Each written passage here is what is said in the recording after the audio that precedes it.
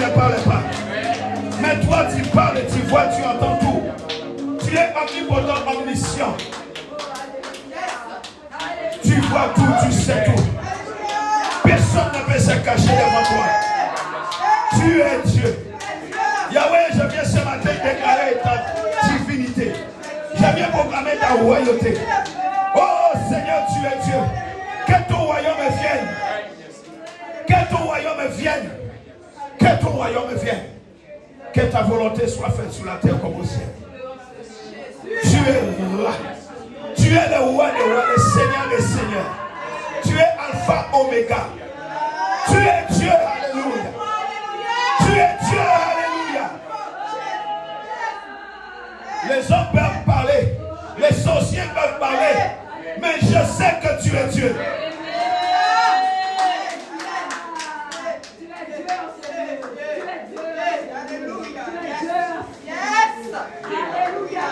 Je dis, je sais que tu es Dieu et que tu te lèveras toujours.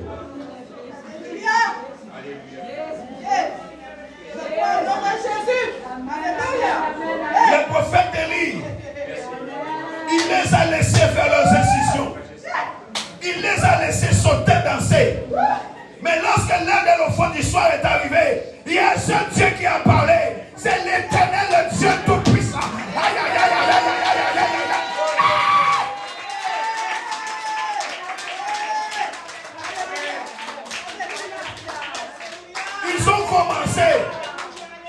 Ils ont commencé avant, ils ont amené leurs offrandes, ils ont amené leurs holocaustes, ils ont sauté, ils ont dansé, ils ont fait des incisions.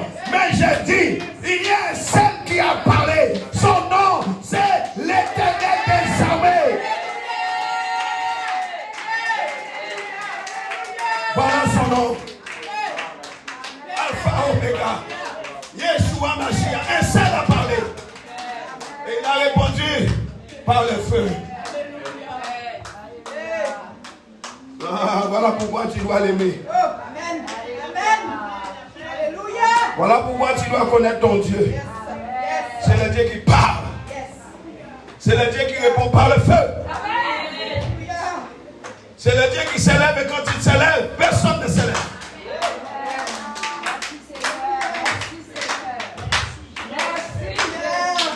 C'est lui qui a détruit Pharaon.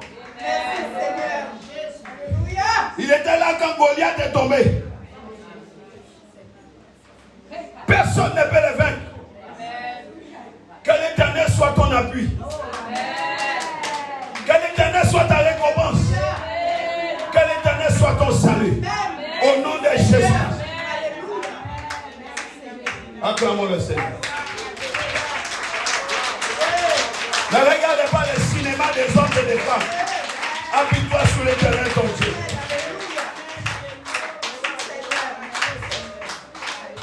Laissez-les danser. Laissez-les faire leur incision. Laissez-les danser. Laissez-les faire leur incision. Mais attends seulement la réponse. Il y a celle qui va parler. Alléluia. Pendant que tu es dans cet état, dans cette position, tu ouvres ta Bible. Merci les choristes. Que Dieu vous bénisse. Prenez 2 Corinthiens 3, chapitre 18 avec moi.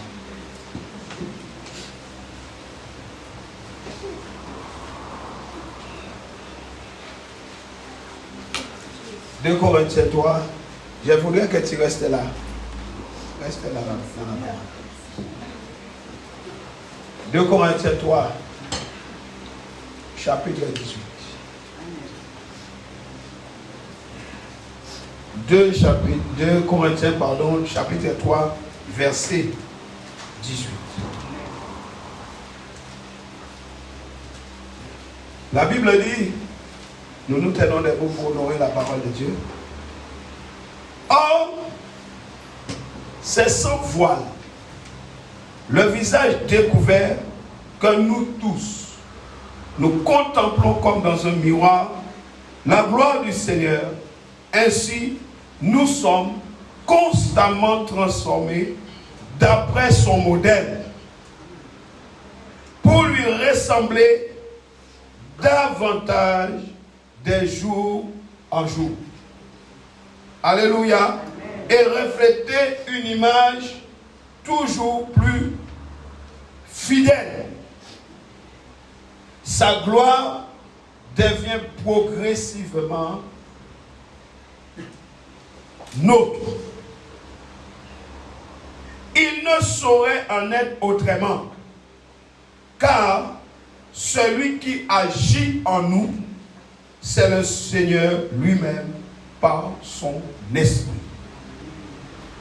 La Bible dit, le Seigneur dont il est question, verset 17, c'est l'Esprit. Car là où est l'Esprit du Seigneur, là règne la liberté. Je crois que la liberté est ici. Je crois que le Seigneur est ici. Parce qu'il siège au milieu des louanges de son peuple. Donc je crois que la liberté est ici.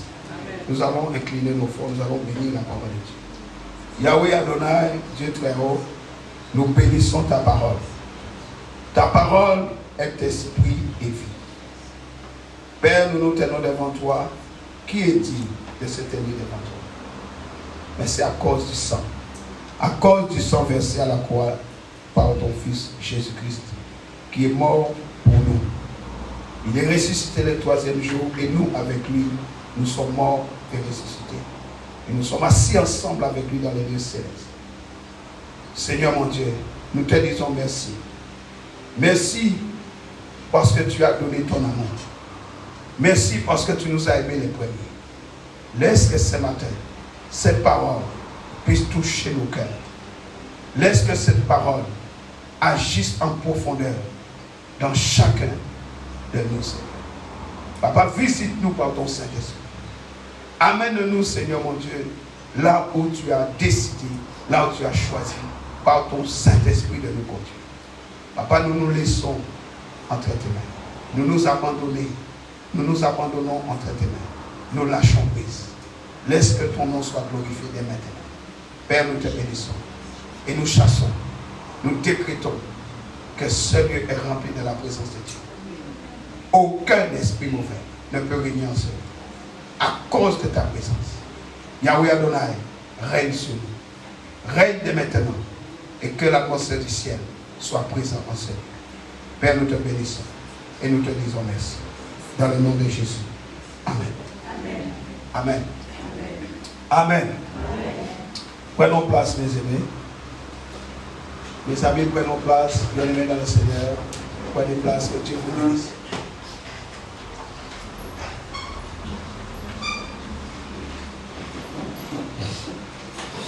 Ce matin, le titre du message, c'est de la transformation à la transfiguration.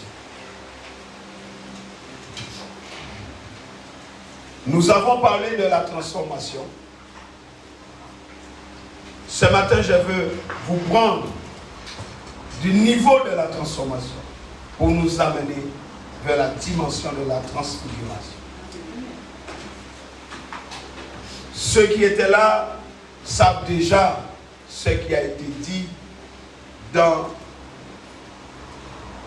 la transformation. Je vous invite à réécouter le message pour ceux qui n'étaient pas là pour compléter cela.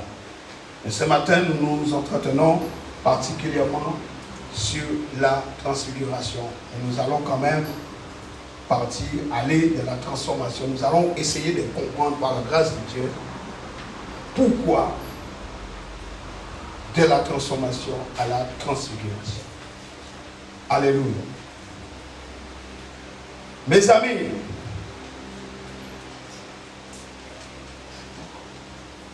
la Bible dit, nous tous qui sans voile, le visage découvert, nous contemplons comme dans un miroir la gloire du Seigneur.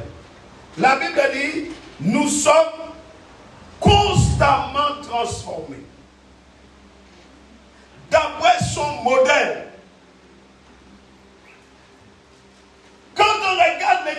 la Bible, je parle de Genèse. La Bible dit que la terre était sans forme, informe et vide. Ça veut dire que la forme que Dieu avait donnée avait changé. La terre était informe et vide. Alléluia. Alléluia. Donc nous devons faire la différence entre transformation et transfiguration. Dieu va prendre la terre pour former un homme. La Bible dit, il forma l'homme de la poussière de la terre et souffla en lui un souffle de vie et il devint une âme vivante. Mais Dieu l'a formé. Quand vous allez chez les potiers, comme Dieu a dit à Jérémie, descends chez les potiers. Vous voyez que les potiers prenaient l'argile. Avec l'argile, ils forment un vase. Hello. Il va former un vase selon son désir, selon ce qu'il a pensé d'abord. Il forme un vase. Le vase prend la forme du modèle qu'il a en lui. Allons dans les livres de Luc. Luc chapitre 9. Luc chapitre 9, s'il vous plaît.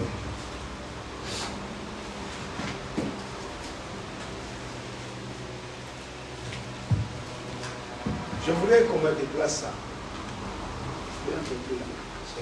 Luc chapitre 9, verset 28. La Bible dit, en 8 jours,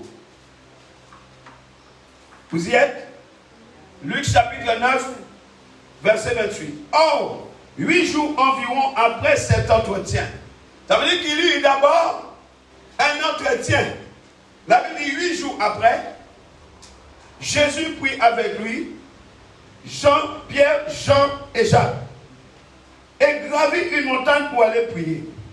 Pendant qu'il était en prière, son visage se transfigura. Notez bien ceci. Pendant qu'il était en prière, son visage se transfigura. Ses vêtements devinrent d'une blancheur éblouissante comme un éclair. Alléluia. Et l'on vit soudain 2 hommes qui s'entretenaient avec lui, Moïse et Élie, tout resplendissant de gloire. Ils parlaient de la mission que Jésus devrait accomplir et de la manière dont il quitterait ce monde et terminerait sa carrière. Pendant ce temps, Pierre et ses 2 compagnons étaient accablés d'un sommeil, mais ils luttaient pour rester éveillés. Et ils virent la gloire de Jésus et des 2 hommes qui étaient avec lui. Au moment où cet homme était sur le point de quitter Jésus, Pierre lui dit, « Maître, qu'il fait bon d'être ici. Dressons 3 tentes, une pour toi, une pour Moïse et une pour Élie. » En fait, il ne savait pas ce qu'il disait. Pendant qu'il parlait encore, une nuée se forma et les enveloppa. En entrant dans la nuée, les disciples eurent peur. La Bible dit, une voix sortit de la nuée. Celui-ci est mon fils bien-aimé, celui que j'ai choisi, écoutez-le. Quand cette voix retentit, ils ne virent plus devant eux que Jésus seul. En ce temps-là, les disciples gardèrent le silence sur cet événement. Ils ne racontèrent à personne ce qu'ils avaient vu. Allons dans Marc. Marc va nous donner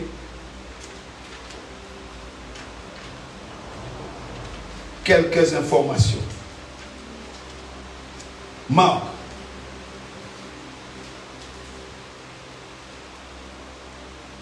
Verset 2. 6 jours après, Jésus prit avec lui Pierre, Jacques et Jean et les emmena seuls à l'écart sur une montagne. Là, il fut transfiguré en leur présence. son aspect changea d'apparence. Souligne bien ça. Ses vêtements devinrent éblouissants, d'une blancheur telle que nul blanchisseur au monde n'en pourrait produire des pareils. Matthieu 17. Matthieu chapitre 17. Il est écrit. Matthieu chapitre 17.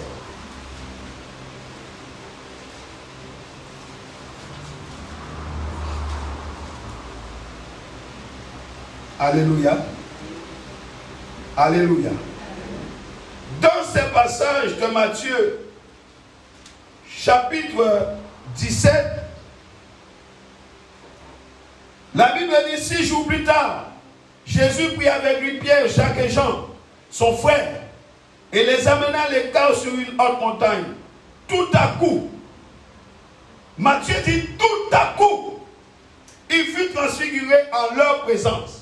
Son visage, écoutez bien ce que dit Matthieu, son visage se mit à resplendir comme le soleil.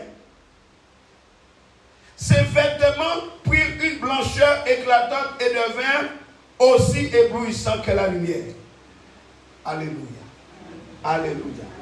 Nous parlons de la transfiguration, mes amis. Ésaïe dit que le visage de Jésus, dans Ésaïe 53, verset 2, nous pouvons le lire. Regardez ce que Ésaïe dit. Ésaïe 53. Car devant l'Éternel, il a grandi comme une jeune pousse ou comme une racine sortant d'un sol aride. Il n'avait ni prestance ni beauté pour retenir notre attention, ni rien dans son aspect qui puisse nous attirer. Il n'y avait rien dans son aspect qui puisse nous attirer.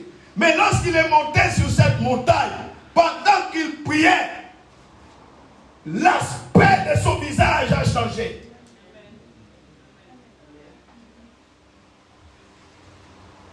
Alléluia. Bien-aimés, nous avons dit que le Saint-Esprit opère une œuvre de transformation en chaque enfant de Dieu.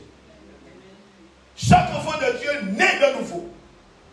Ces changements commencent de l'intérieur vers l'extérieur.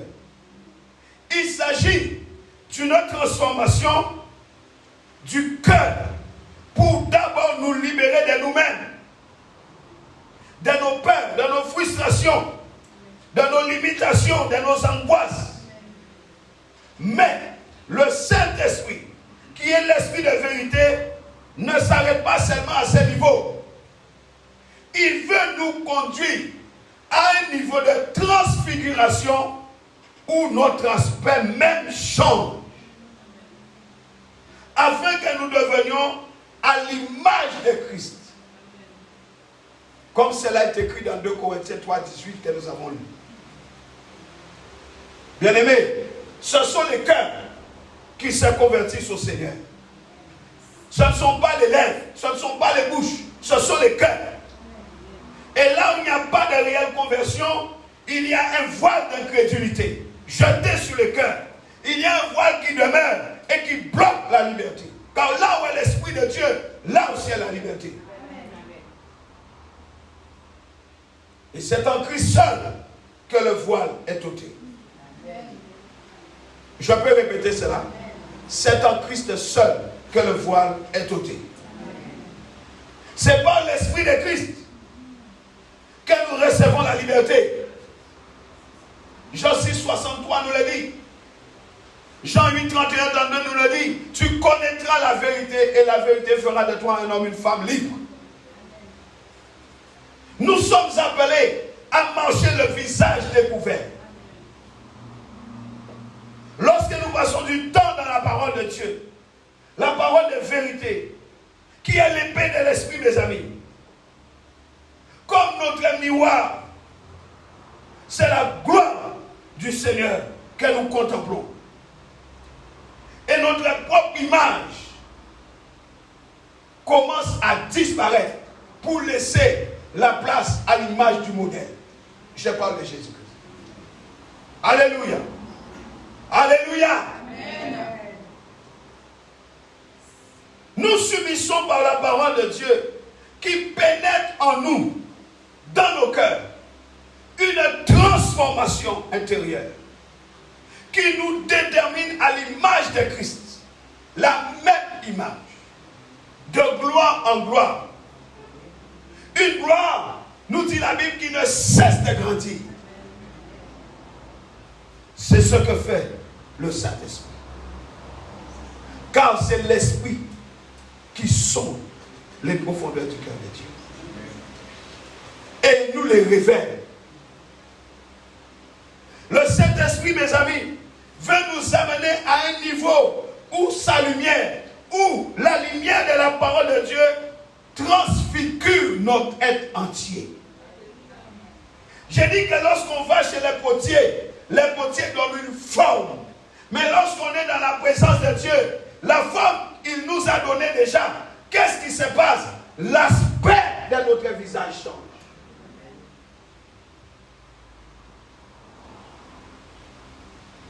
Le Saint-Esprit veut nous amener à un niveau où nous recevons un éclat surnaturel. Beaucoup ont perdu leur éclat. Beaucoup d'enfants de Dieu ont perdu l'éclat de cette grâce à cause du péché. Tu t'es livré au péché. Tu te livres à la pornographie, à la masturbation, à l'immoralité sexuelle, à la fornication. Tu t'es livré au péché, tu as perdu cet éclat. Le Saint-Esprit veut ramener cet éclat dans ta vie. Dieu veut que tu brilles comme une étoile. La Bible dit, l'aspect de son visage avait changé. C'est comme si le soleil brillait sur le visage de Jésus. Où est ton soleil? Où est ta lumière? Et pourtant le Saint-Esprit est à l'intérieur de toi. Mais tu as perdu cet éclat. Tu ne brilles plus. Tu es devenu mat.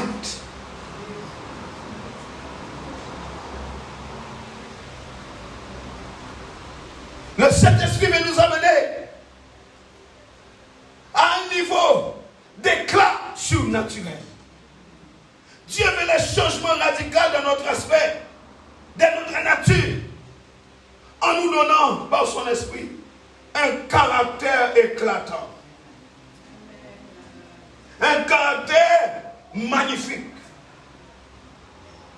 Ésaïe 62, verset 2 à 4. Ésaïe 62. Alors, verset 2. Les nations pourront voir comment justice t'aura été faite et tous les rois contempleront ta gloire.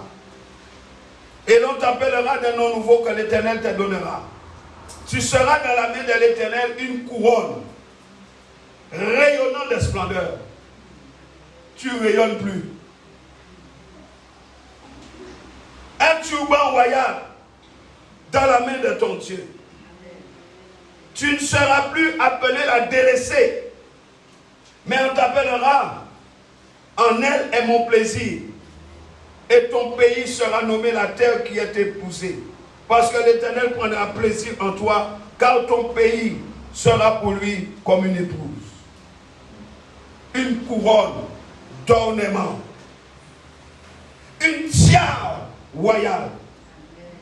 Une couronne de bonté, de beauté. Zacharie 9, 16. Zacharie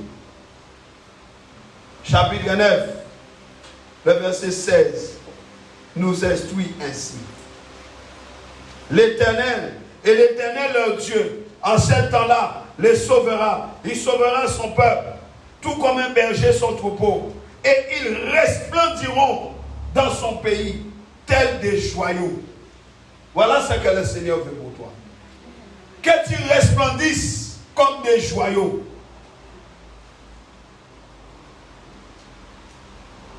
Alléluia. Car ils sont les pierres de diadème qui brilleront dans son pays. Est-ce que tu brilles dans le pays? Est-ce que tu brilles dans ta propre famille? Ce que le Seigneur veut, c'est nous donner un aspect glorieux et éclatant. Que quelqu'un dise amen. Que quelqu'un me donne un bon amen. Il veut un aspect éclatant et glorieux. Pas un visage froissé par la douleur et la souffrance.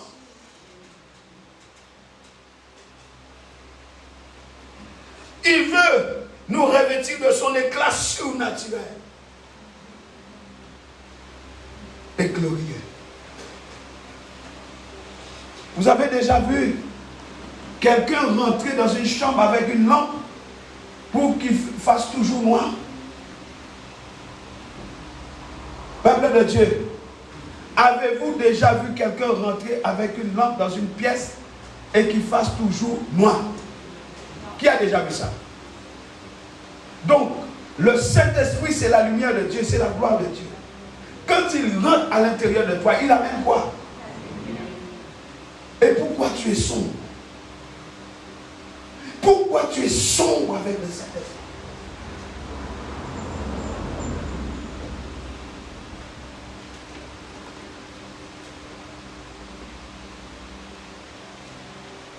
Alléluia. Il désire un changement profond de notre caractère, de notre nature, de notre personne, pour nous donner de l'éclat. Une dignité nouvelle, hors du commun. La lumière de Dieu transfigure nos souffrances en joie, nos peines en réjouissance, la malveillance en bienveillance. Elle transfigure l'existence même de l'homme. L'orgueil est changé en humilité.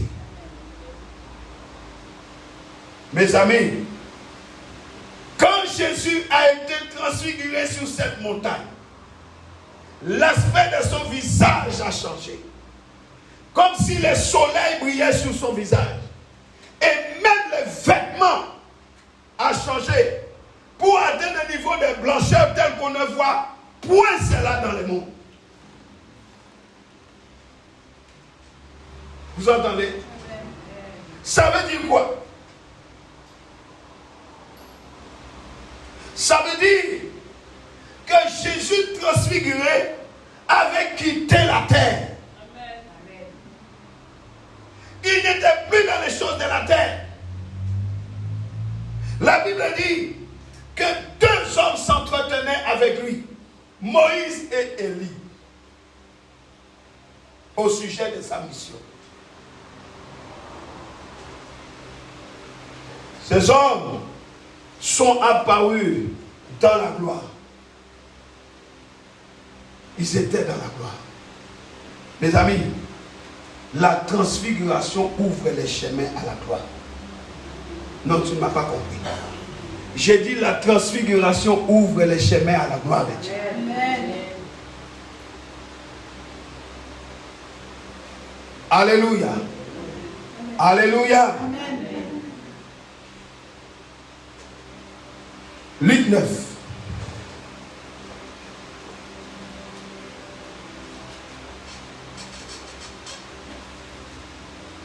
Verset 32.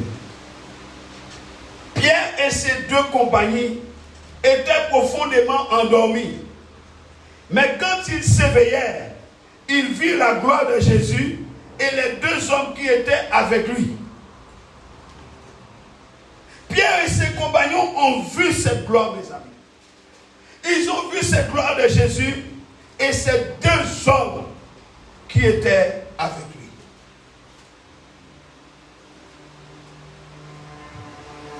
Apocalypse 1. Apocalypse, chapitre 1, verset 13.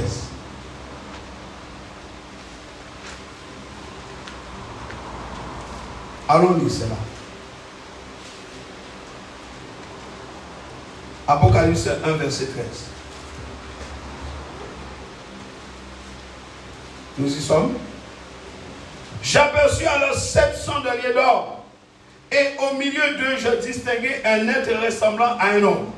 Il portait une longue tunique qui lui allait jusqu'aux pieds. Elle était serrée à la taille par une ceinture d'or. Sa tête était d'une blancheur éclatante. Sa chevelure l'encadrait comme une laine de blanc neigeux. Ses yeux flamboyaient comme une flamme ardente. Et ses pieds étaient scellés comme du bronze incandescent au sortir d'une fournaise. Sa voix retentissait comme celle d'une multitude de cascades. Dans sa main droite, il tenait 7 étoiles. Et sa bouche dardait une épée affilée à double tranchant. Son visage était éblouissant comme le soleil à midi quand il brille de tout son éclat.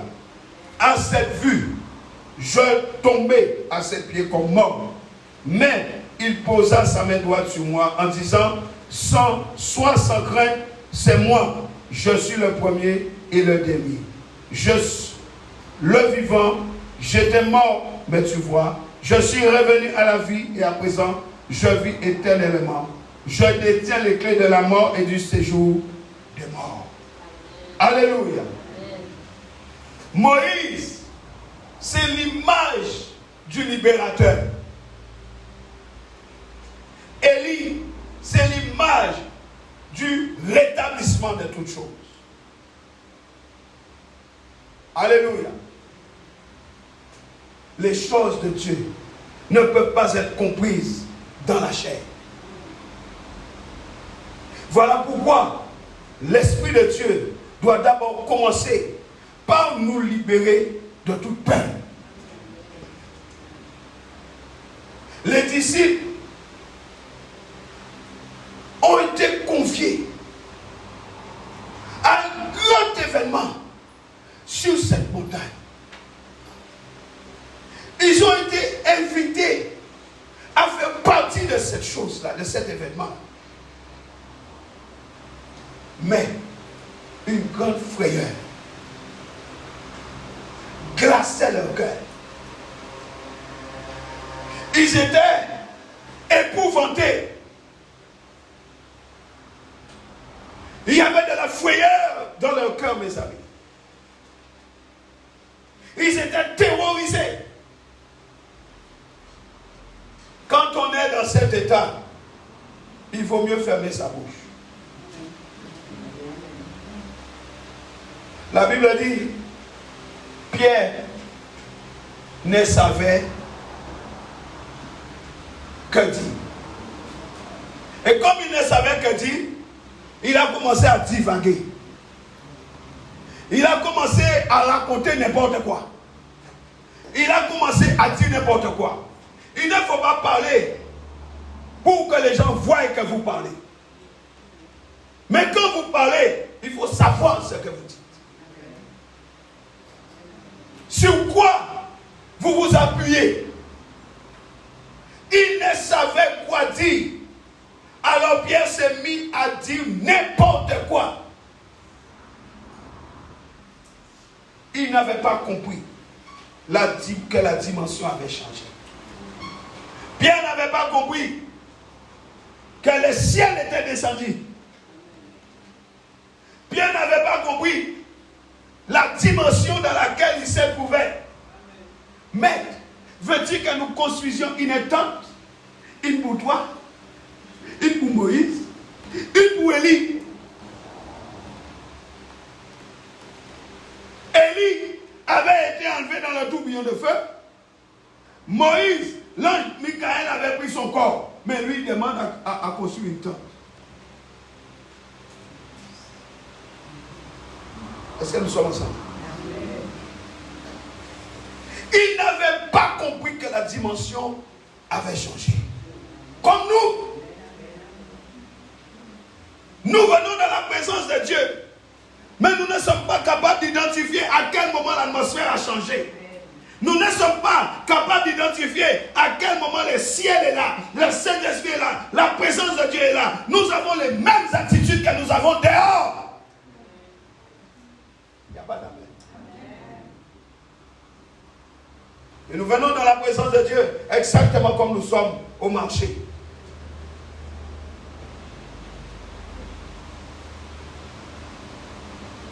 Écoutez-moi, mes amis. Les disciples n'étaient plus dans une dimension terrestre, mais la dimension était céleste. Est-ce que tu peux lire verset 7 à 8? Luc 9.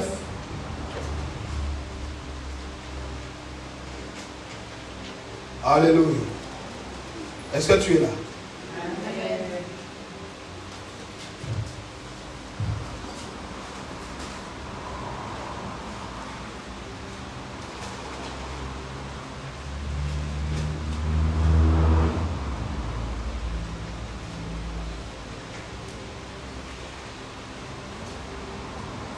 Regardez ce que la Bible dit concernant Hérode.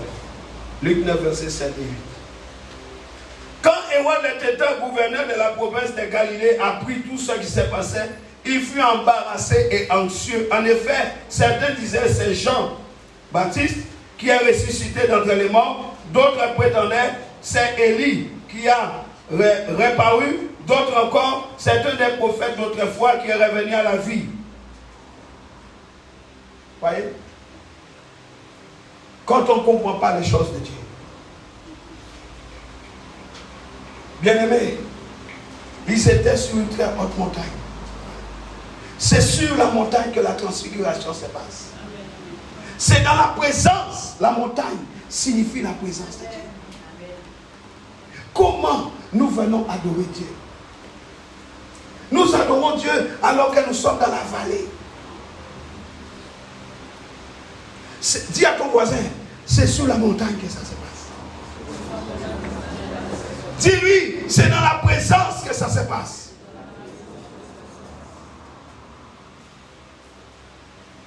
La montagne, c'est l'image de la présence de Dieu. Nous devons apprendre à quitter les choses terrestres, les choses de la terre, pour nous attacher plus aux choses célestes. Tant qu'ils étaient attachés aux choses de la terre, les disciples ne pouvaient rien comprendre. Et toute leur analyse n'était que de la pure intelligence non renouvelée. Des choses terrestres. La sagesse d'en haut n'était pas reçue. Pourtant, elle était juste à leur portée. C'est Jésus qui les avait choisis. C'est Jésus qui les avait emmenés à ce niveau-là. C'est Jésus qui les avait introduits dans cette dimension. C'est donc qu'il voulait qu'ils voient cela. C'est donc qu'il voulait que les disciples comprennent cela.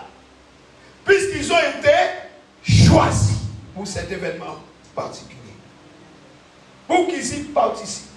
Mais la Bible dit, dans Luc 9, verset 32,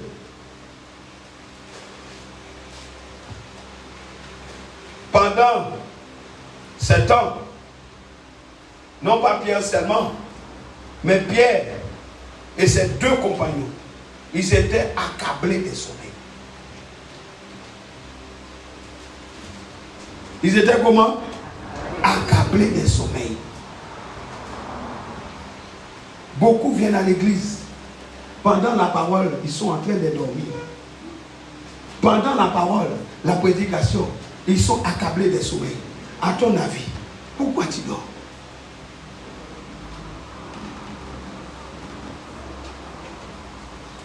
Pourquoi tu dors à 9h? Pourquoi tu dors à 10h? Pourquoi tu dors à 11h? Chose que tu ne fais pas chez toi. Tu ne fais même pas la sieste. Mais tu arrives à l'église, à 10h, 11h, tu dors. Tu ouvres à 10h. Pourquoi tu dors? Alors que le Seigneur t'appelle sur la montagne, il t'appelle dans sa présence. À l'heure de la transfiguration, tu es accablé de sommeil. Et tu ne vois pas la gloire que Dieu a réservée pour toi. À l'heure de la transfiguration, tu es dans la vallée.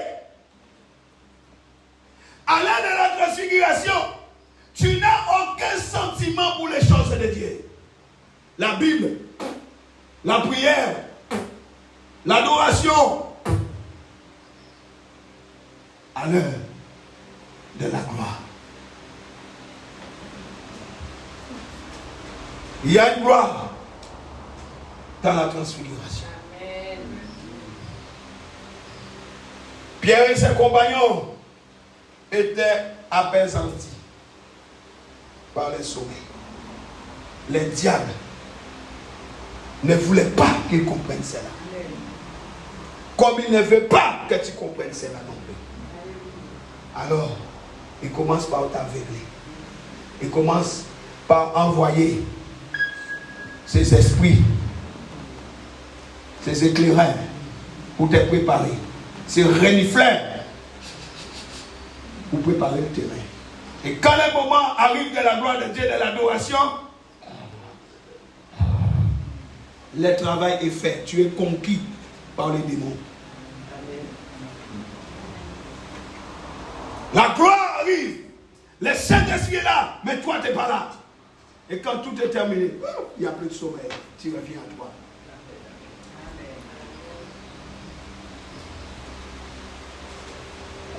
Quand il manquait, à ce moment-là, quand il manquait, bien aimé, il y a deux formes de transfiguration. Celle qui provoque la lumière et celle qui provoque les ténèbres. Est-ce que nous sommes ensemble? J'ai dit il y a deux formes de transfiguration. Celle qui provoque la lumière, celle qui provoque les ténèbres.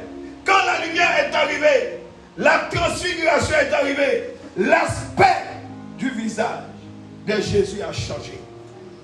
Mais le diable amène aussi une transfiguration qui fait que le deuil arrive, les malheurs arrivent, la souffrance arrive, la maladie arrive, et tu n'as pas la joie. Tu perds la joie, tu perds la paix, parce qu'il vole toutes ces choses. Et tu es sans cesse plongé dans une souffrance. Et ton visage change au point qu'on te demande qu'est-ce que tu as, et tu commences à pleurer. Il y a une différence entre quelqu'un qui resplendit de joie et quelqu'un qui resplendit de douleur. Vous savez, c'est là. Quand vous commencez à pleurer, votre visage se déforme. L'aspect change. Regardez-moi. Vous ne changez pas de forme. Vous ne prenez pas la forme d'un animal. Vous ne prenez pas la forme d'une chaise. Vous ne prenez pas la forme d'une table. Vous restez toujours un être humain, mais avec l'aspect qui a changé. Est-ce que quelqu'un me comprend ici? La forme est la même, mais l'aspect a changé.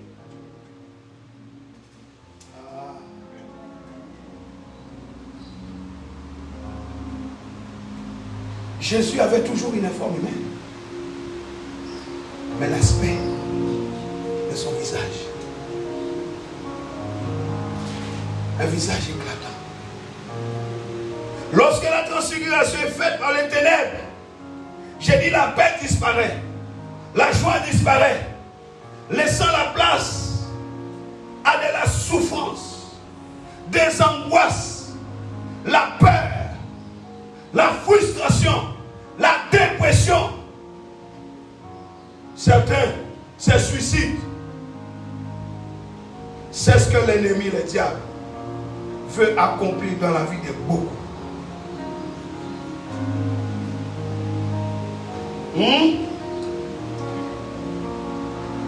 Il amène subtilement des pensées captivantes dans l'orgueil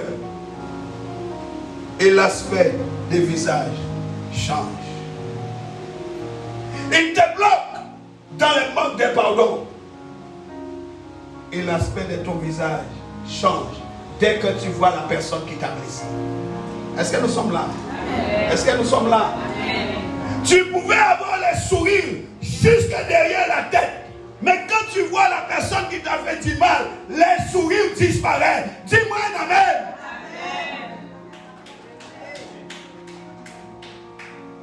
L'aspect de ton visage change. Mais tu oublies que c'est relié ici au cœur.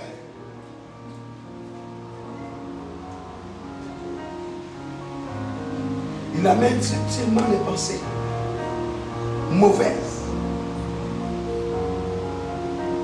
Observons tous ces visages meurtris. Visages meurtris par l'anxiété, l'amertume, les angoisses. Tu étais belle, beau. Regarde-toi aujourd'hui. La souffrance a eu raison de toi et tu as vieilli. Tu as perdu l'éclat. Tu as vieilli. Et la Bible dit, celui qui est planté à la source, son feuillage ne se flétrit pas. Tu as perdu le chemin de la source. Et le feuillage commence à flétrir.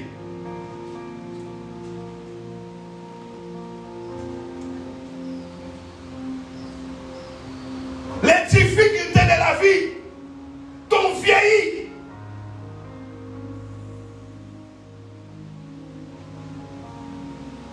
Le manque de pardon, l'angoisse, la peur, la souffrance. Tu vieillis.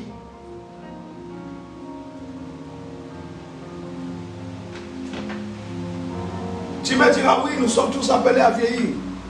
Oui, mais il y a vieillesse et vieillesse. Je ne parle pas de vieillesse forcée par les circonstances. Je parle d'une bonne vieillesse. Papa Abraham, Moïse, David, Jacob. Pas vieillesse forcée, vieillesse. Dis avec moi vieillesse. Mais pas vieillesse forcée.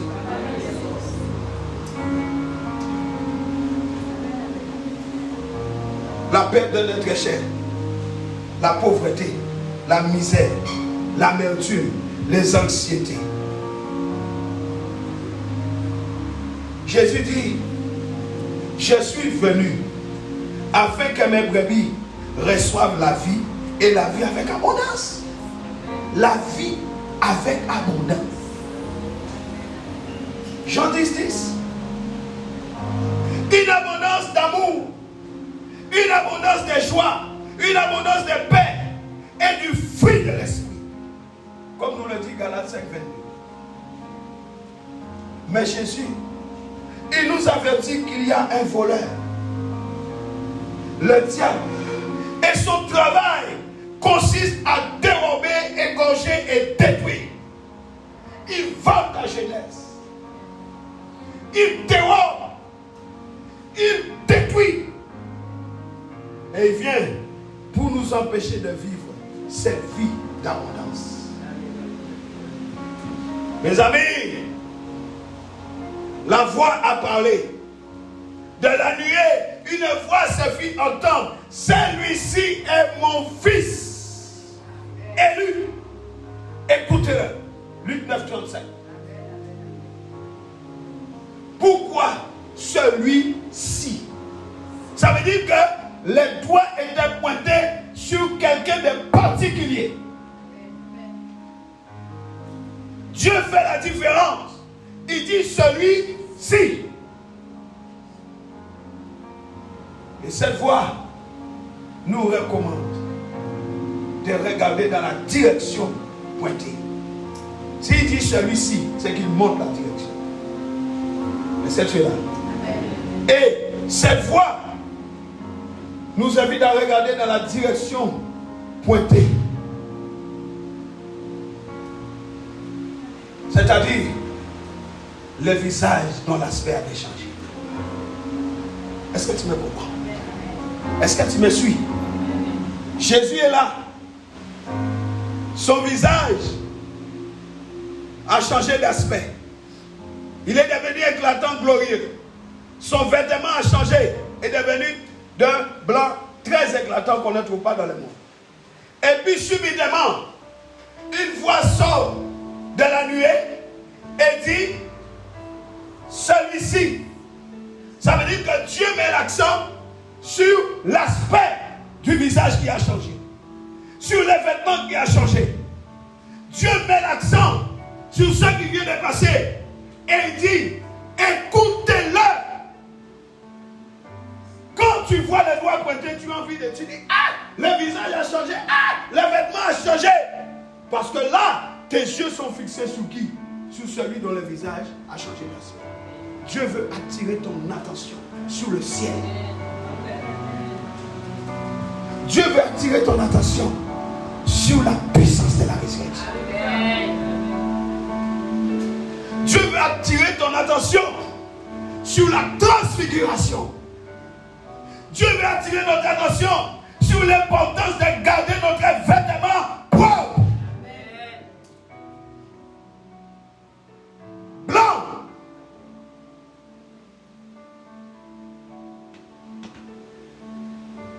Celui-ci est mon fils bien-aimé, en qui j'ai mis toute mon affection, en qui j'ai mis tout mon amour. Je n'ai pas mis une partie, j'ai tout mis en lui. Mes amis, quel est ce message? Quel est le message de la transfiguration? Quel est le message de la transfiguration?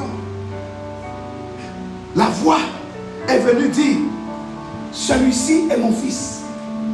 Vous le voyez, l'aspect du visage transformé, l'aspect du visage changé, les vêtements changés. C'est mon fils. C'est mon fils dans la gloire. Écoutez-le. Observez-le.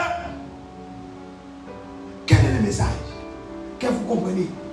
Quel est le message de la transfiguration, mes amis? C'est un message d'amour. Celui que vous avez vu, dont l'aspect du visage a été changé, les vêtements changés, c'est mon fils. C'est mon amour qui est là. C'est moi en lui.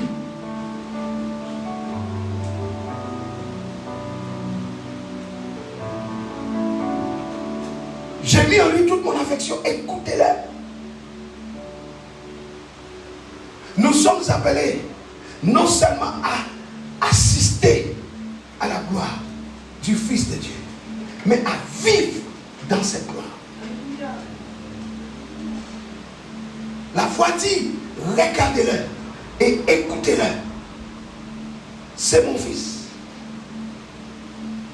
Nous sommes en Christ.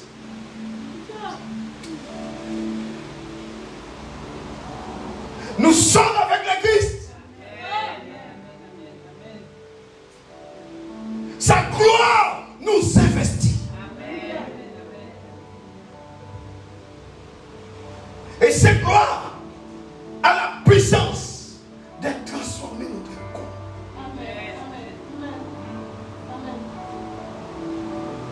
C'est l'esprit qui a ressuscité Christ.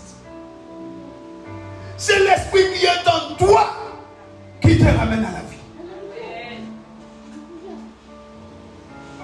Et cette gloire est en toi. Nous vivons dans son amour.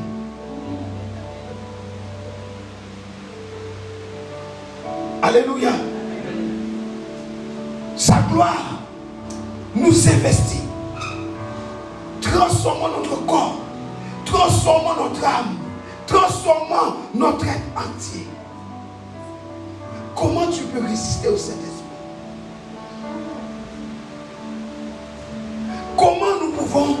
résister à Dieu. Nous vivons dans son amour. Un amour venu du Père.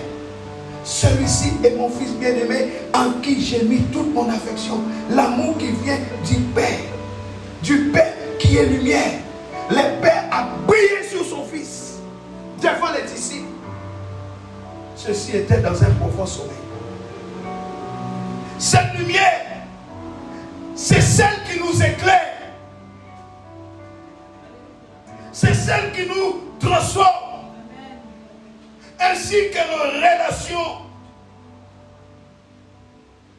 et notre regard.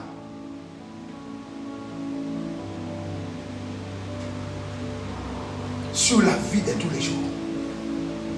Cette lumière vient changer ton intelligence. Cette transfiguration du Christ sur cette montagne s'est effectuée à l'heure de la prière. La Bible dit, il priait. Jésus priait, mais les apôtres dormaient. Pierre, Jacques et Jean. Jésus les avait amenés pour prier avec lui. Ce sont les mêmes encore qui vont dormir à Gethsémane.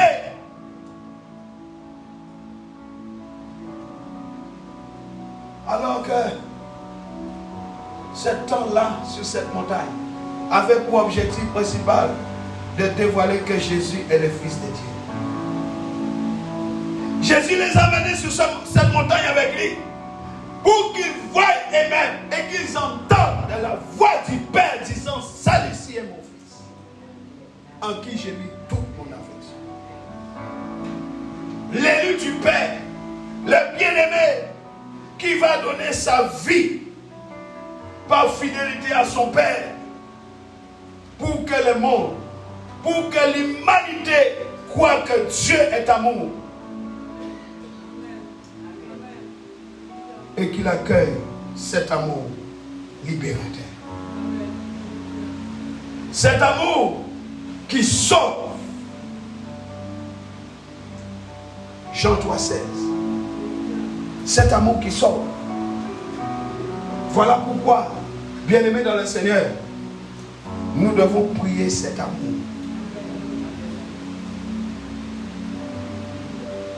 Ce n'est pas seulement parler au Père, mais c'est un élan du cœur. Un élan du cœur. Un regard tourné vers le ciel. Tu pries mais tu regardes au sol. Tu pries mais tu regardes à ton problème. Je parle d'un élan du cœur. Un regard tourné vers le ciel. Un cri de reconnaissance. Un cri d'amour en tout temps. Les amis, cela a changé tout. Et cela change tout. La prière est avant tout une relation amoureuse. Si tu n'es pas amoureux, tu ne pourras pas prier. J'ai dit, la prière est avant tout une relation amoureuse des enfants de Dieu avec leur Père. Es-tu amoureux de Dieu? Un Dieu infiniment bon avec son Fils bien-aimé. Celui-ci est mon Fils bien-aimé en qui j'ai mis toute mon affection. Mon affection, mon amour est en lui. Tout. Écoutez-le. Jésus-Christ et avec lui le Saint-Esprit. L'amour. Notre vie de prière, notre vie d'attachement à Christ consiste à vivre dans une attitude et habitude d'amour, obéissant à Dieu. Et cela se traduit par l'exercice et la pratique qui implique de vivre en communion avec Dieu. Nous disons que nous adorons Dieu, mais notre aspect ne change pas.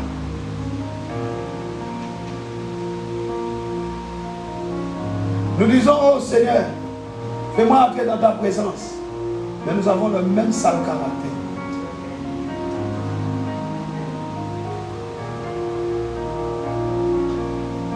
La communion. C'est notre communion avec le Seigneur Jésus. La lumière du monde qui apporte une lumière à toutes nos autres relations. Cette communion du Père est venue. Jean 1, versets 1 à 4. Lisons-le. Jean chapitre 1. La communion du Père est descendue. Jean 1, 1 à 4. Il est écrit: aux origines, avant que rien n'existe, le Fils, expression de Dieu. Vous entendez? Le Fils, expression de Dieu, était là.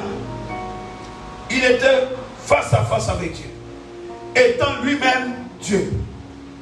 De toute éternité, donc, il était là, face à face avec Dieu. Tout ce qui existe a été créé par lui. Absolument rien n'a pris naissance sans lui. La vie résidait en lui. Cette vie est la lumière de tous les gens humains. La lumière rayonne vers les ténèbres, mais les ténèbres ne l'ont pas accepté. Alléluia. Voilà pourquoi Jésus ne parlait pas de lui-même, mais il exprimait la volonté du Père. Il est l'expression du Père. Donc il ne parle pas de lui. Voilà pourquoi le Saint-Esprit ne parle pas de lui-même, mais de tout ce que Christ a dit. Mes amis, tout est dans l'amour du Père. L'amour envoie son Fils. Son Fils prie que l'Esprit vienne. Le Fils est l'expression du Père. Le Père est amour. Le Fils est l'expression de l'amour du Père. Le Saint-Esprit dit tout ce que l'amour dit. Quelle est la clé? L'amour. Qui a compris? Qui a compris? Tu n'as pas compris?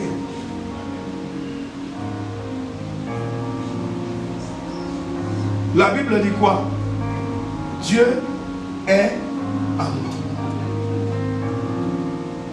Jean dit, le Fils, c'est l'expression du Père. S'il est l'expression du Père, il exprime quoi? Ce que le Père est. Le Père est quoi? Amour. Donc il est l'expression de l'amour du Père.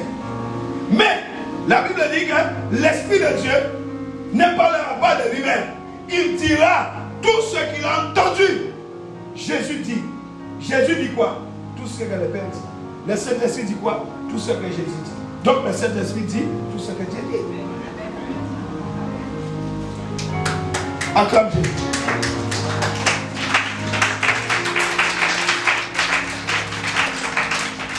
Vous avez besoin de comprendre ça. Mes amis, tout est dans l'amour du Père. La puissance est dans l'amour. La force est dans l'amour. La joie est dans l'amour. La paix est dans l'amour. Tout est dans l'amour. La Bible dit, c'est le lien de la perfection. Vous avez abandonné les liens. Vous avez abandonné ça. Voilà pourquoi votre vie est chaotique. Parce que votre vie est vide. Vous êtes vide de l'amour de Dieu. Vous chantez sans l'amour du Père. Vous parlez sans l'amour du Père. Votre attitude, il n'y a pas l'amour du Père. Vous ne reflétez pas Christ. Or, Matthieu 3, 18 nous dit, je me regarde en Christ et de gloire en gloire, je suis transformé à l'image de Christ. Mais Christ est l'image du Père. Christ est l'expression de l'amour du Père. Donc si je me regarde dans sa parole, je deviens l'expression du Père. Oh, la Bible dit qu'il nous a créés à son image et à sa ressemblance. Donc Dieu avait prévu la transfiguration pour toi. Dieu avait prévu que tu lui ressembles. Mais le diable est passé par là. Le péché est passé par là. La souffrance est passée par là. Et ton aspect a changé. Ton aspect a changé. Tu ne lui ressembles plus. Tu ressembles à quelque chose. Des fois, nous voulons ressembler à quelqu'un. Nous regardons des artistes. Ah, je voudrais être comme cet artiste. Tu trompes l'image de Dieu pour l'image d'un star. Pour l'image d'un objet, d'un homme mortel.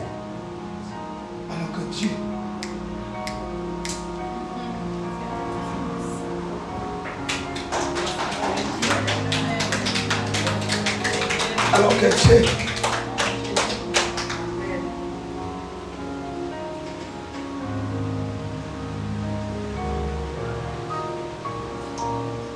Jean, il a prêché la repentance. Répentez-vous. Jean parlait du changement de direction. Il dit changez de direction. Là où vous allez, c'est pas bon. Revenez, revenez, revenez. Mais quand il a vu l'agneau, le langage de Jean a changé. Quand Jean a vu l'agneau, il n'était pas question de revenir seulement. Il dit, voici l'agneau qui ôte les péchés du monde.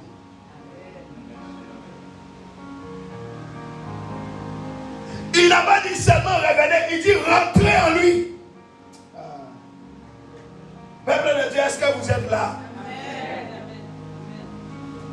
La Bible dit, à tous ceux qui ont cru, ils ont reçu le pouvoir de devenir enfants de Dieu.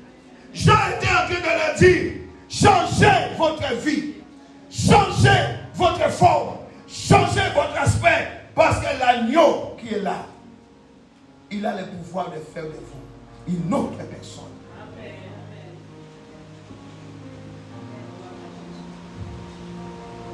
Mes amis, Dieu n'a pas choisi un lion.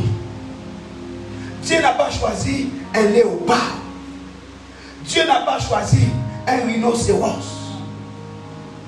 Dieu n'a pas choisi un éléphant. Ce sont des animaux puissants. Dieu n'a pas choisi un buffle. Mais il a pris un animal qui paraît sans défense. Que quelqu'un dise un agneau. Qui voulait faire du mal à un agneau? Quand vous voyez un agneau, vous avez envie de l'aimer, oui ou non? À moins que tu aies un problème grave, que Dieu te délivre. Mais quand on voit un agneau, on n'a pas envie de lui faire du mal. C'est un petit animal qui ne demande qu'à aimer. Et tu n'arrives pas à aimer Jésus. Mais suivez-moi. La Bible dit dans Apocalypse 5, c'est l'agneau qui a ouvert les livres. Nous sommes ensemble. Hein? L'animal des sacrifices. L'agneau a été immolé. Mais c'est l'agneau qui a ouvert les livres. C'est lui qui a pris les livres de la main droite de celui qui est assis sur le trône. C'est l'agneau seul. Seul qui est digne de recevoir les livres de la main de celui qui est assis sur le trône. Pourquoi? Parce que seul l'agneau est rempli de l'affection du Père. Hello. Tu ne peux pas approcher Dieu sans amour.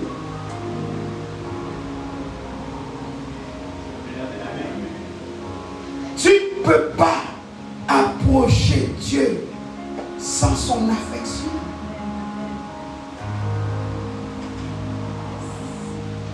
Seul l'agneau a été rendu digne de recevoir les livres des mains de celui qui est assis sur le trône. Qui est assis sur le trône?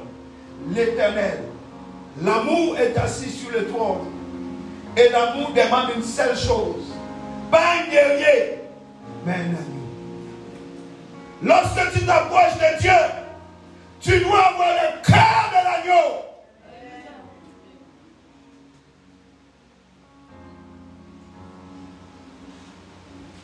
C'est-à-dire l'amour du Père de ton cœur. Et vous approchez de Dieu, l'amertume dans l'âme, l'angoisse dans l'âme, la colère, la convoitise, la jalousie. Vous arrivez, vous levez vos mains devant Dieu. Vos mains remplies de colère. Vous levez vos mains. On ne sait même pas ce que vous avez fait avant. On ne sait même pas quel langage vous aviez avant. Vous venez dans la présence de Dieu. Vos mains sont levées devant Dieu. On ne se moque pas de Dieu. Seul l'agneau a pris les livres. La Bible dit, l'agneau est digne. Allons le lire. Apocalypse 5.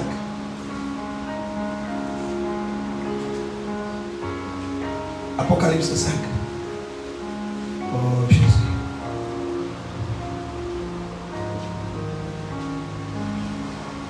Verset 3. Verset 3. Apocalypse 5. Mais personne, ni au ciel, ni sur la terre, ni sous la terre, n'était capable d'ouvrir le livre, ni de le lire. Je ne parle même pas de lire. Avant de lire, il fallait déjà l'ouvrir. Mais personne n'était digne de prendre le livre. Jean dit, je me mis à pleurer. Parce que Jean a réalisé que là, c'est fini pour nous. Si au ciel même il n'y a personne pour prendre le livre, mais nous on va faire quoi sur la terre? On est vraiment dans un problème sérieux. La Bible dit, je me mis à pleurer abondamment parce qu'on ne trouvait personne qui fût digne d'ouvrir le livre et de le lire. Alors l'un des vieillards me dit, ne pleure pas. Voici, il a remporté la victoire.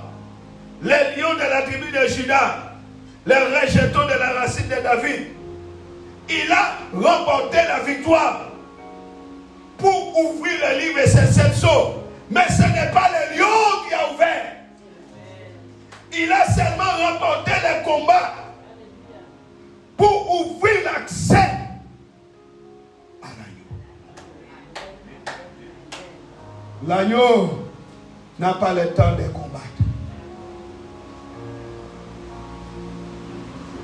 Je répète, j'ai dit l'agneau n'a pas le temps de combattre. L'agneau se sacrifie. L'agneau se préoccupe de plaire à son père. L'agneau se préoccupe de l'expression de son père.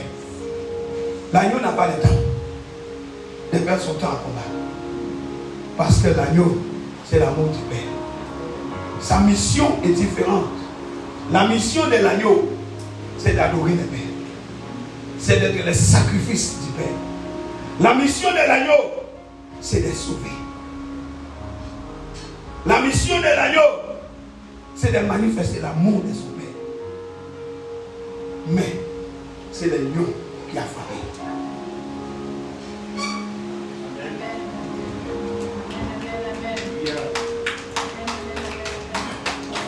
Acclamons le Seigneur. Les lions de la tribu de Juda a vaincu. Écoutez le verset 6. Puisque le lion a vaincu, Jean dit, alors je vis au milieu du trône et des 4 êtres vivants et au milieu des vieillards un agneau qui se tenait debout.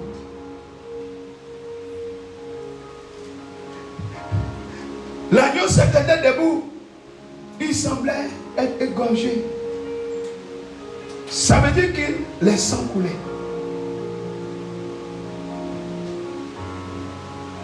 Il semblait avoir été égorgé.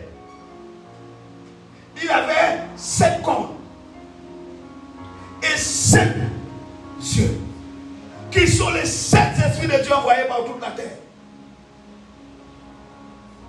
L'agneau s'avança pour recevoir le livre de la main droite de celui qui siégeait sur le trône.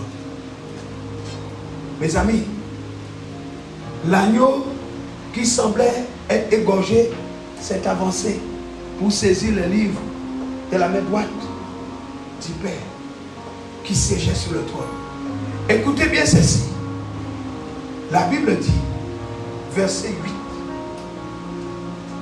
lorsque l'agneau eut pris les livres, Les 4 êtres vivants et les 24 vieillards, ils ont fait quoi? ils se sont prosternés devant l'agneau. Amen.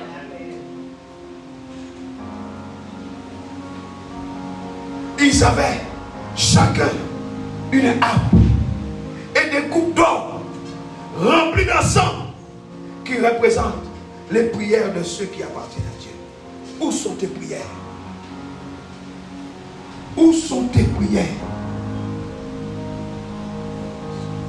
qui sont présentées à l'agneau? Où sont tes prières que les 24 vieillards et les 4 êtres vivants amènent devant l'agneau? La coupe est vide parce que tu ne pries pas.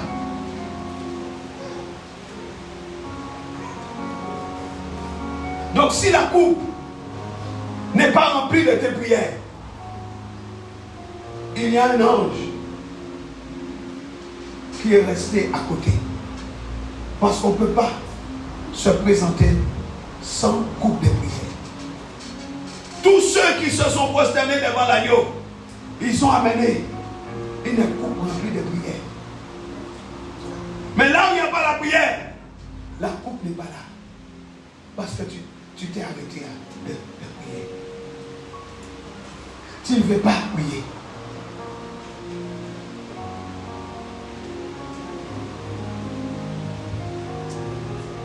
on te dit de venir prier, Tu ne viens pas.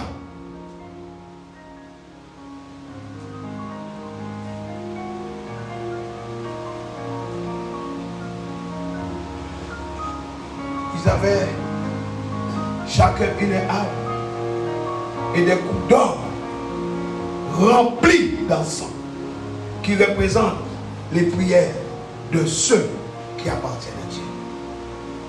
Et ils chantaient un cantique. Oui, tu es digne de recevoir les livres et d'en briser les sceaux, car tu as été mis à mort et tu as racheté pour Dieu par ton sang répandu des hommes de toute tribu, de toute langue, de tout peuple, de toutes les nations. L'agneau a été immolé pour notre transformation, pour notre transfiguration. Toujours Apocalypse verset 11. Puis je vis et j'entendis la voix d'anges rassembler un grand nombre autour du trône, des êtres vivants et des vieillards. Ils étaient des milliers et des millions de millions. Il disait d'une voix forte, il est dit, l'agneau qui fut égorgé de recevoir la puissance, la richesse, la sagesse, la force, et l'honneur et la louange et la gloire. Qui a dit que l'agneau était faible? Qui a dit que l'agneau était faible?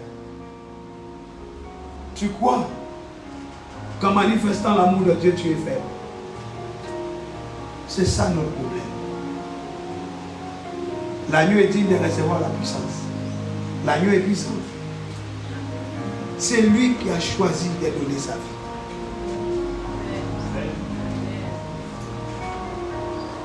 C'est lui qui a choisi. L'agneau qui a été immolé est digne de recevoir la puissance, la richesse, la sagesse, la force, l'honneur, la gloire et la louange. Et toutes les créatures dans le ciel et sur la terre, sous la terre et sur la mer, tous les êtres qui peuplent l'univers, je les entendis proclamer à celui qui siège sur le trône et à l'agneau, soit louange et honneur, gloire et puissance. Mes amis, pour toute l'éternité, acclamons Jésus. Celui qui est sur son trône et à l'agneau. Il n'est pas écrit ici au lion, mais à l'agneau. Et toi, tu négliges l'agneau. Tu ne respectes pas l'agneau. Tu n'as même pas conscience que l'agneau est puissant. Tu n'as même pas conscience que l'agneau mérite la gloire. Tu n'as même pas conscience que l'agneau est digne de tes louanges, de l'adoration, de la puissance, de la force, de l'honneur. Tu n'en as même pas conscience.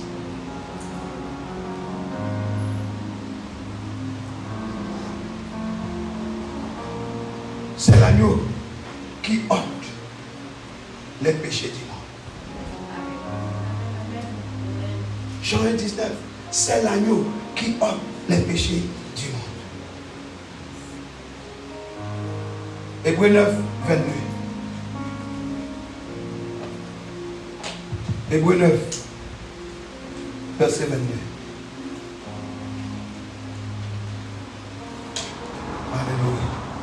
Hébreux 9, verset 22.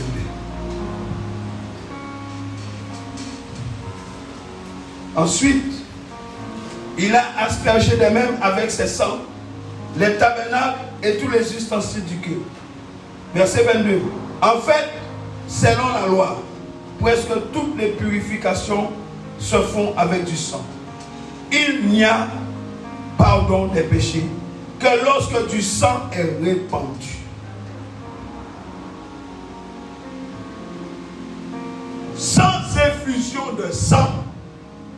Complétez. Complétez s'il vous plaît. Il n'y a pas de pardon. Là où l'agneau ne règne pas, tu ne seras pas pardonné.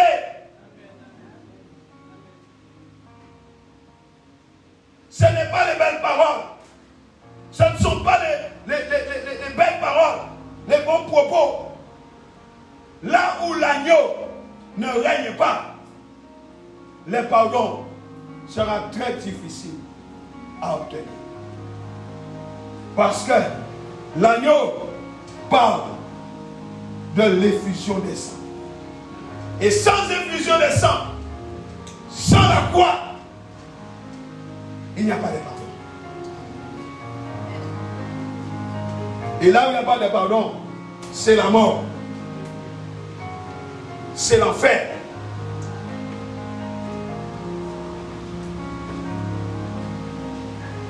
Alléluia. Le verset 14, Hébreux 9.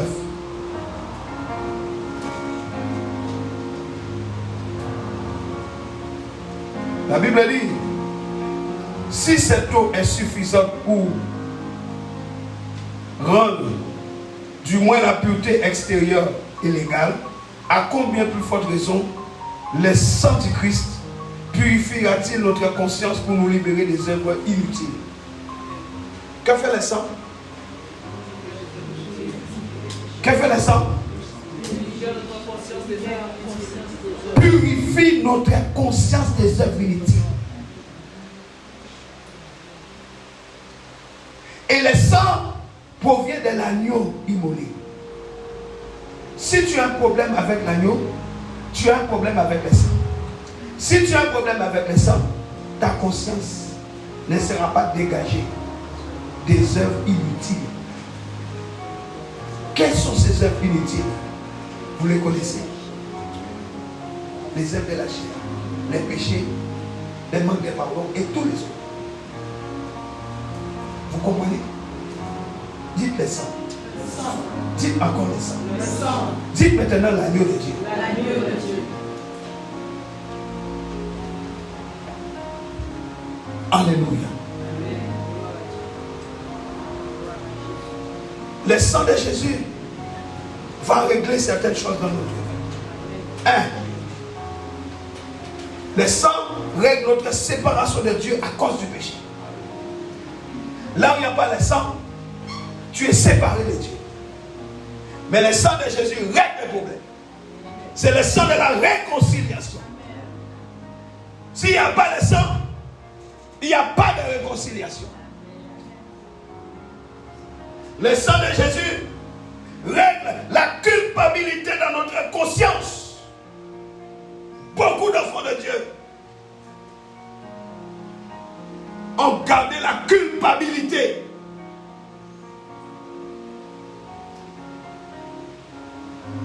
La culpabilité. Le sang a réglé les problèmes. Le sang de Jésus a réglé le problème de l'accusation de Satan.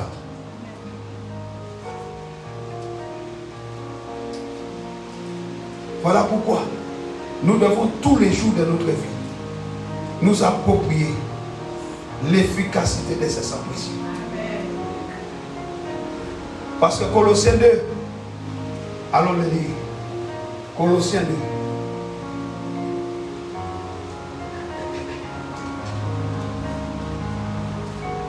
Colossiens 2, verset 14. Car il a annulé l'acte qui établissait nos manquements à l'égard des commandements. Il l'a effacé en le clouant sur la croix. Verset 12. Vous avez été ensevelis avec le Christ par le baptême. Et c'est aussi dans l'union avec lui que vous êtes ressuscités avec lui par la foi en la puissance de Dieu qu'il a ressuscité des morts. Il fallait que l'agneau soit égorgé pour que tu vives ces choses.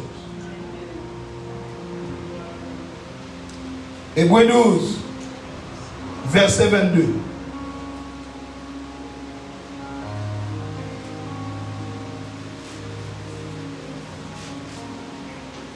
Non, vous, au contraire, vous vous êtes approchés de la montagne de Sion, de la cité du Dieu vivant, de la Jérusalem céleste avec ses milliers d'anges en fait. Vous vous êtes approchés de l'assemblée des fils premiers-nés de Dieu, dont les noms sont inscrits dans les cieux.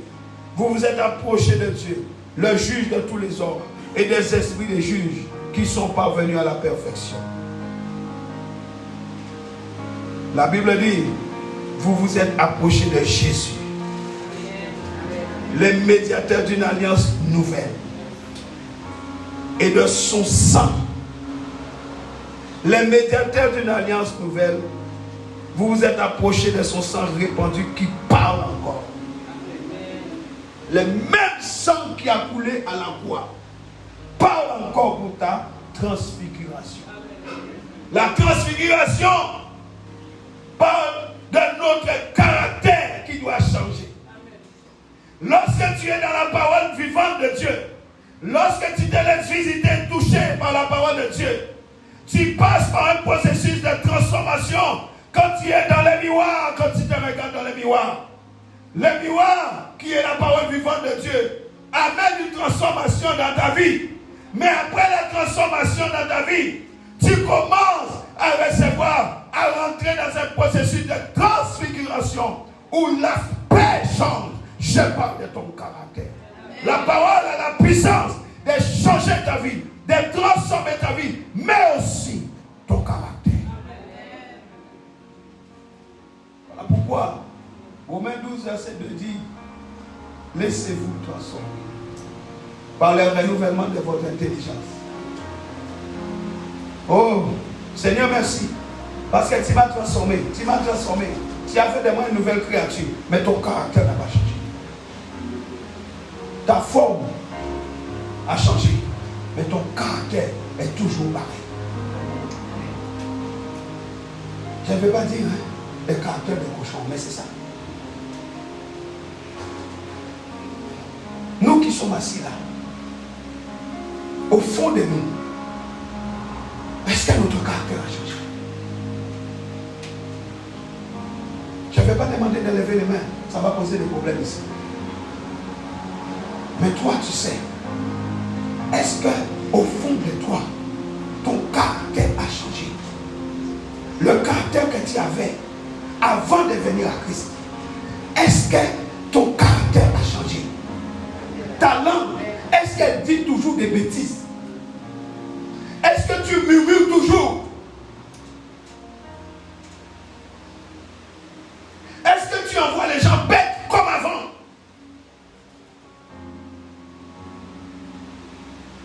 Tu le sais.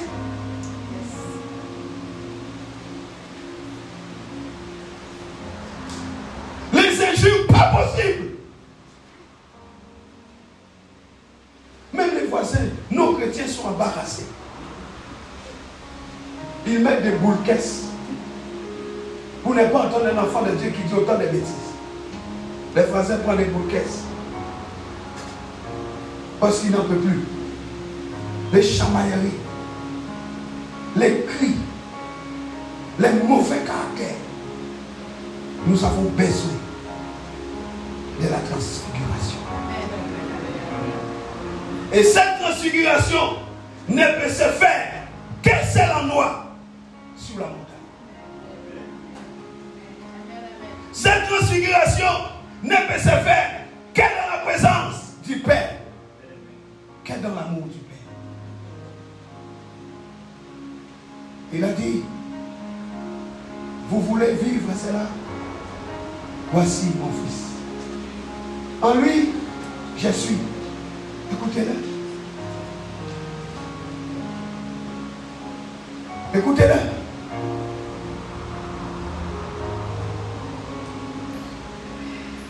Voici pourquoi Jésus avait dit, femme, qu'y a-t-il entre moi et toi? Qu'y a-t-il? Marie, sa mère, va dire, écoutez-le. Écoutez-le.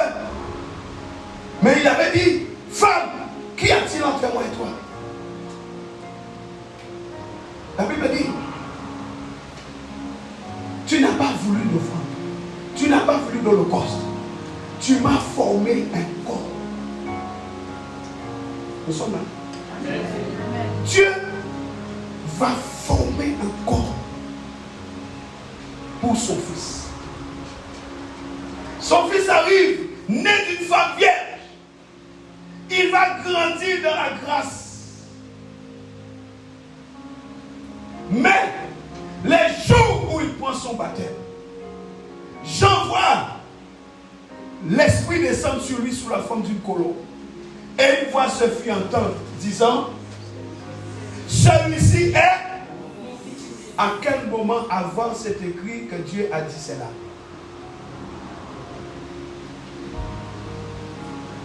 Il dit, celui-ci est mon fils bien-aimé, en qui j'ai mis toute mon affection. Quand on arrive dans Luc, la même voix parle de la nuée, mais cette voix ajoute, écoutez-le.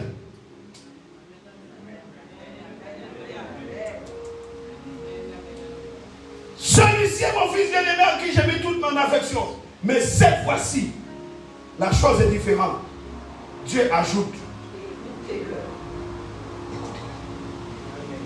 Parce que si vous ne l'écoutez pas, vous mourrez. Si vous ne l'écoutez pas, vous vous perdrez. Parce qu'il a dit lui-même, sans moi, vous ne pouvez rien faire. Rien. Depuis combien de temps tu fais sans lui? Depuis combien de temps tu as mis l'agneau de côté? Tu tailles en pièces, tu tailles en pièces. Tu tailles en pièces. Tu lis les démons, tu chasses les démons. Mais l'agneau n'est pas respecté. L'agneau n'a aucune place dans ta vie. Or, c'est l'agneau qui est dit. Or, l'agneau est digne de puissance. L'agneau est digne de recevoir la puissance. L'agneau est digne de recevoir la sagesse. L'agneau est digne de recevoir la force. Mais toi, tu as mis l'agneau à côté. Voilà pourquoi tu galères. Tu tailles les démons, tu tailles les démons, tu tailles les démons, tu tailles les démons. C'est bien, mais l'agneau est mort pour te donner un nom qui est au-dessus de tous les noms. Amen. Les noms viennent de qui? Les noms viennent de qui? De l'agneau immolé sur la croix. Si tu méprises l'agneau, tu ne peux pas activer les noms. Si tu n'as pas conscience de la puissance de l'agneau, comment les noms vont te donner la victoire?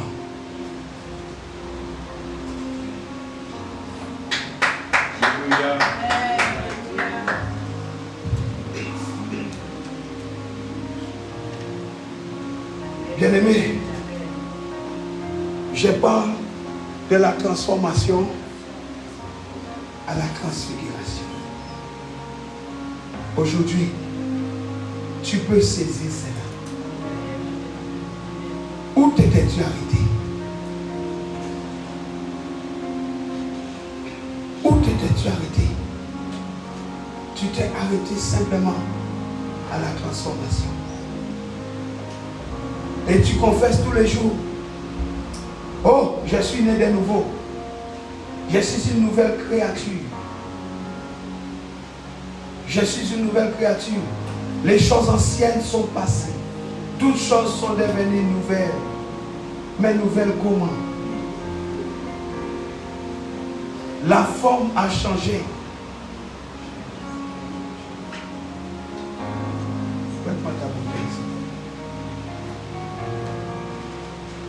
Alléluia.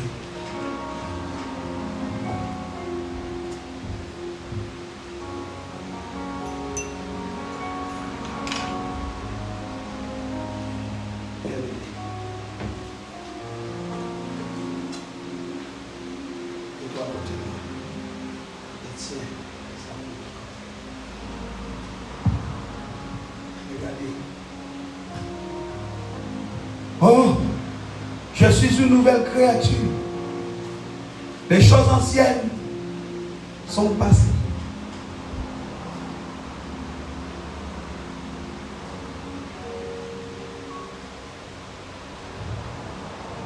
Qu'est-ce qu'il y a dans la bouteille?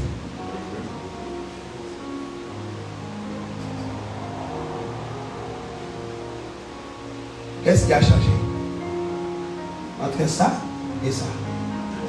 La forme. Est-ce que l'eau a changé? Est-ce que l'eau a changé? Mais qu'est-ce qui a changé? La forme.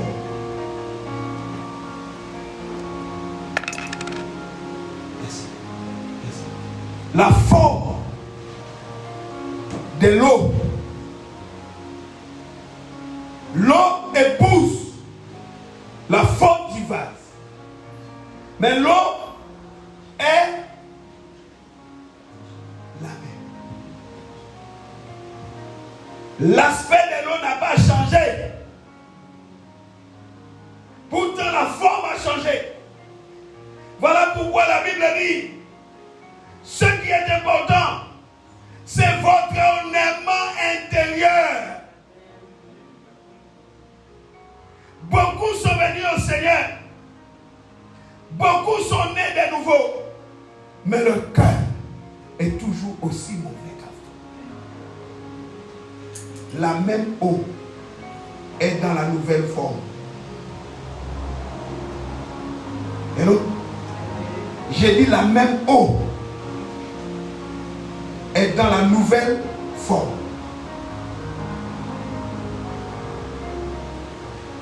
Mais lorsqu'il y a transfiguration, l'aspect de l'eau change. Qui est là? Qui est là? Qui est là? Lorsqu'il y a transfiguration, l'aspect de l'eau change. Parce que le processus, c'est d'aller chercher à l'intérieur et de changer le caractère. Le caractère change, le cœur change. Et l'eau n'est plus trouble, mais l'eau devient claire. Pourquoi? Parce que la parole, qui est l'eau de vie, épouse ton caractère et te change de l'intérieur. Étant changé dans l'intérieur, nous commençons à refléter la gloire d'abord à l'intérieur. Et puisque tu oins ma tête et ma coupe déborde, comme je déborde de la gloire intérieure, cette gloire commence à resplendir à l'extérieur et je commence à briller à l'extérieur. Tout mon être est changé. Parce que l'huile qui me baigne de l'intérieur commence aussi à me baigner à l'extérieur.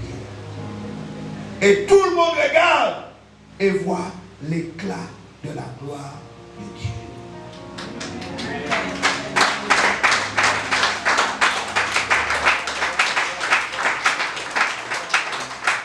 Comment ça? L'eau n'est plus trouble, mais c'est une eau claire. Aujourd'hui, ton eau est troublée à cause du péché, à cause du manque de pardon, à cause de la colère, à cause de l'irritation, à cause de l'angoisse, de la peur.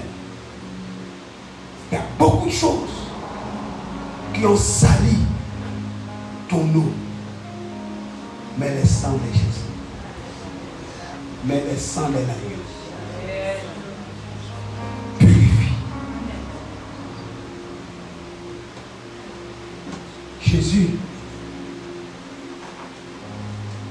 il dit, il montre aux disciples ce qui allait se passer. Il dit, vous voyez, c'est ce qui va se passer. Quand je vais aller à la croix, voilà ce qui va se passer.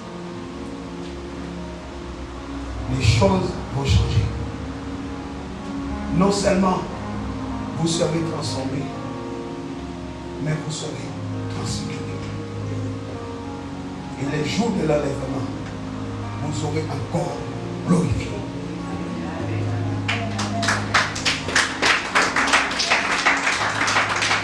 Parce que même le corps va changer. Ce ne sera plus un corps faible, mais ce sera un corps glorifié. Parce que la gloire sera tellement intense que même le corps va changer pour devenir un corps glorifié.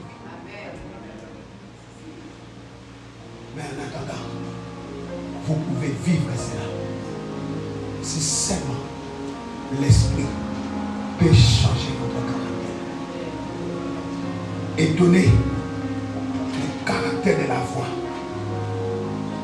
Le caractère de la foi.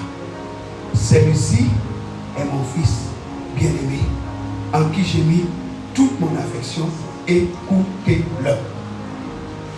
Si seulement vous écoutez cette voix vous amènera à ce niveau-là. Parce que c'est la voie de la transfiguration. Quelqu'un qui dit la voie de la transfiguration. Et cela se passe sur la montagne. On ne vient pas sur la montagne pour être distrait. On ne vient pas sur la montagne pour séduire les gens. On ne vient pas sur la montagne pour garder des choses mauvaises dans le cœur. Avant de monter sur la montagne, tu dois être libéré de ces choses. Quand tu es monté au sommet, c'est pour adorer. Quand tu es rentré au sommet, c'est pas au sommet qu'on dit Seigneur pardonne-moi. C'est pas au sommet qu'on dit Seigneur je m'aimerai pas. Mais au sommet, on vit la gloire. Beaucoup d'enfants de Dieu viennent dans la présence de Dieu. Seigneur pardonne-moi.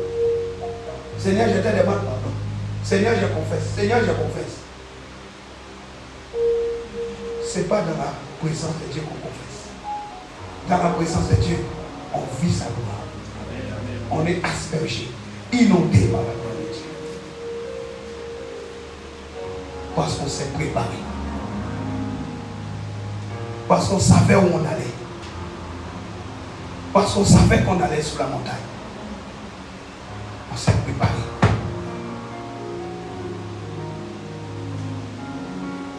Voilà pourquoi c'est difficile de voir la gloire. Parce que nous passons plus de temps à confesser, à nous repentir que d'adorer. Parce qu'on est mal. Et la gloire ne peut pas descendre. Parce que les cœurs ne sont pas disposés. La transformation arrive quand elle arrive. Mais la transfiguration de la gloire de Dieu arrive. Oh, c'est la transfiguration qui amène l'éclat. C'est la transfiguration qui change les vêtements. C'est la transfiguration qui amène un aspect différent de la gloire de Dieu. C'est la transfiguration qui change l'aspect. Tu peux conserver l'eau dans une bouteille, dans des carafes, dans des vases, dans des verres. L'eau restera toujours pareille. Mais l'eau dans une bouteille, tu verses un peu de sirop dedans, l'aspect de l'eau change et prendra la couleur du sirop. Il est temps que nous prenions la couleur des choses.